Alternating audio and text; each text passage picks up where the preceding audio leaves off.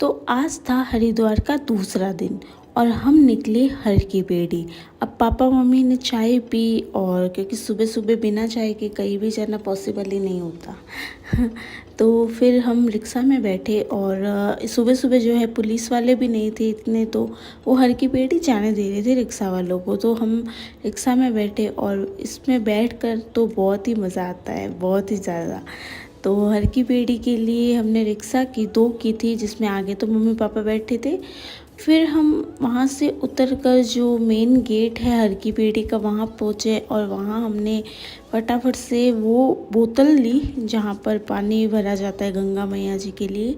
तो वो बोतल ली हमने। अब गंगा मैया आते हैं तो ये चीज़ तो बहुत ज़्यादा ज़रूरी होती है, क्योंकि वापस गंगा जी को लेके जाना होता है, गंगा मैया के पानी को।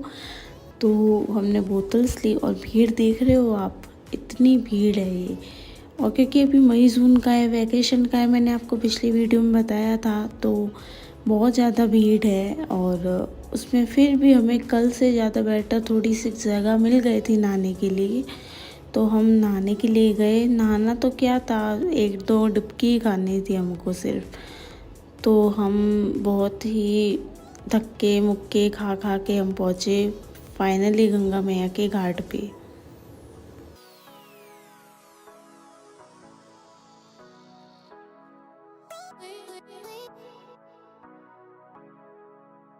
तो गंगा मैया का स्नान करके हम लोग होटल से चेकआउट किए, क्योंकि 12 बजे फिक्स हमको होटल से चेकआउट करना था, और नहीं तो हमारे चार्ज वापस लग सकते थे। इसलिए फटाफट हमने सामान निकाला अपना सारा, और लिफ्ट के ज़रिए हम पूरा नीचे लेकर आए।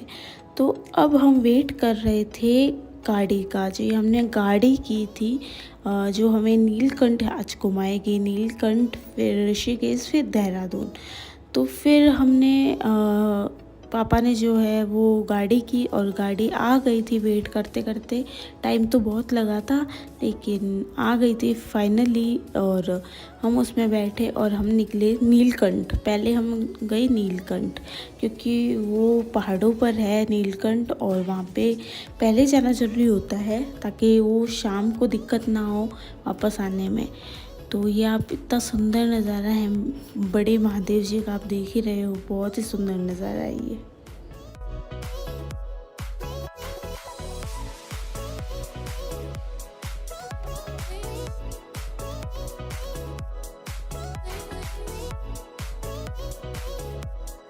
तो अब जो है हमारी चढ़ाई स्टार्ट हो गई थी नीलकंठ के लिए। और जो रास्ते मसूरी के होते हैं ना, आड़े तिरछे, वैसे ही नीलकंठ के होते हैं।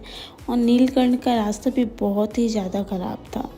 और साथ में हम लोग आइसक्रीम खाने इसलिए रुके, क्योंकि आपको मैं बता दूं कि हमको यहाँ पे 2 घंटे वेस्ट करने पड़े ट्रैफिक की वजह से। जी हाँ, बहुत ही लंबा ट्रैफिक था। ये समझ लो कुल मिला के 15 से 20 किलोमीटर दूर, जितना तो नीलकंठ भी नहीं है, इतना लंबा ट्रैफिक था। और हम धीरे धीरे धीरे धीरे करके पहुँचे नीलकंठ। तो 2 घंटे हमारे वेस्ट हो गए, क्योंकि वैकेशन है, भीड़ है, वही वाली बात है। इसलिए मई जून का महीना तो बाप रे, यहाँ मैं क्या ही बोलूँ। तो 2 घंटे कितना मुश्किल होता है, आपको भी पता है, और वापस भी आना था। तो ये जो है सुंदर सुंदर नज़ारे आप लोग देख रहे हो, और ये बहुत ही सुंदर है। यहाँ पे आपको राफ्टिंग देखने को मिलेगी। ये जो आप देख रहे हो नीलकंठ पर भी आपको राफ्टिंग मिलेगी, अगर आपको करना हो तो ज़रूर करिए।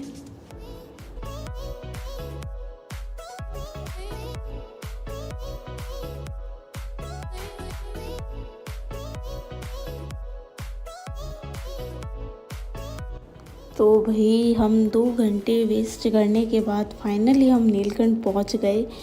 और हम नीलकंठ तो पहुंच गए, लेकिन यहाँ से भी नीलकंठ दूर था, बहुत पास में नहीं था। और हमने इसके लिए गाड़ी की, यहाँ पे गाड़ी जाती है शायद 30-40 रुपए में हर पर्सन का। और हमने गाड़ी की, क्योंकि नीलकंठ अभी बहुत दूर था। तो गाड़ी में बैठकर हम जा रहे थे नीलकंठ।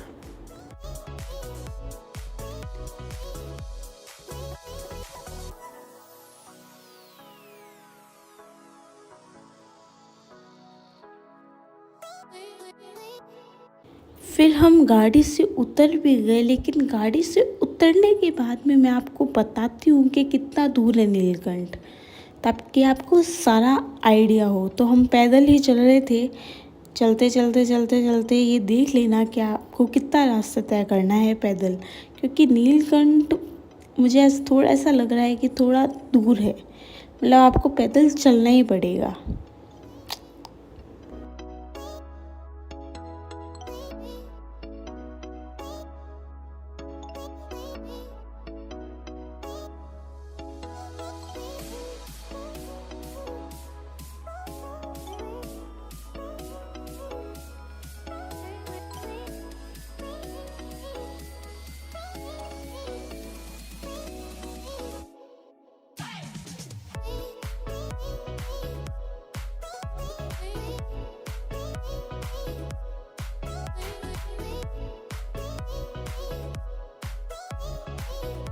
तो फाइनली हम नीलकंठ के बाहर वाले गेट पहुंच गए थे। ये जो आपको गेट दिखाई दे रहा है ना, वो एंटर वाला नहीं है, वो बाहर वाला है, जिससे आप बाहर निकलते हो दर्शन करके।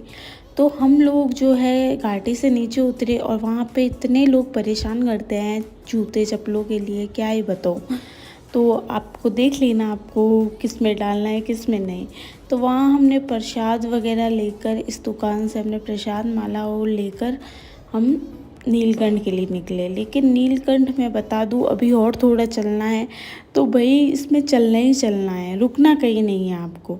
तो ये पूरा जो रास्ता है वो नीलकंठ महादेव पहुंचने तक का है जो आप देख रहे हो। और पूरा देखना वीडियो को, तब आपको समझ में सारा आएगा कौन सा रास्ता किस साइड है। थोड़ा सा ये कन्फ्यूज़न वाला रास्ता होता है जो समझ में नहीं आता पहली बार जो भी जाता है। मैं तो दूसरी बार आई हूँ और मम्मी पापा और तो पहली बार आए थे, मैं दूसरी बार आई हूँ यहाँ।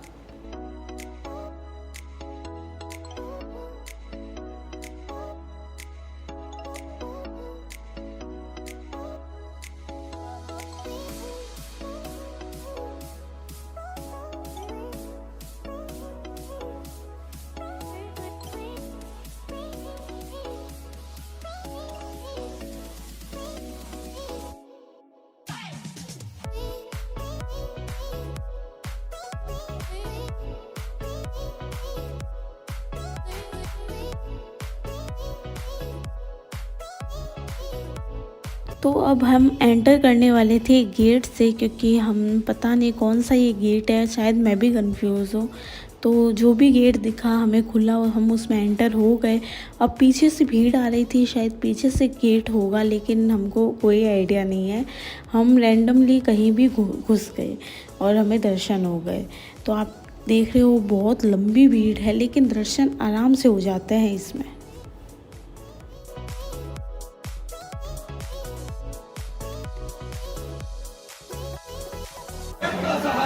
कौन बख्शियादारा है? कौन बख्शियादारा है?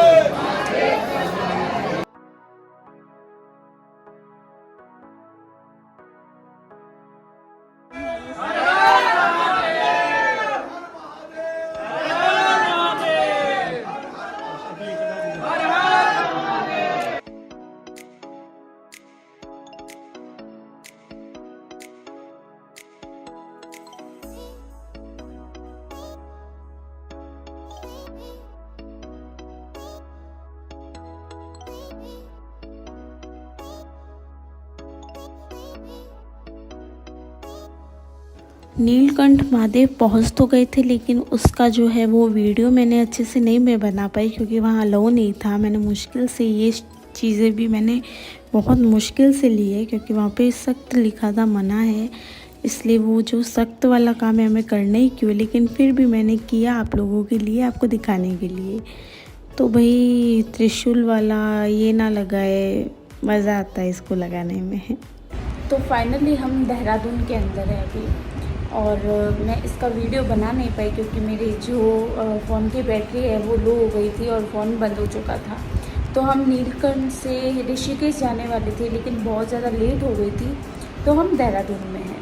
और देहरादून में मेरी जो है वो ननंद रहती है, तो उसी के घर में अभी हम आए हैं। तो अब रात हो चुकी है, तो हम कल मिलते हैं। कल हम देहरादून पूरा घूमेंगे, तो मिलते हैं अब हमारे नेक्स्ट ब्लॉग में।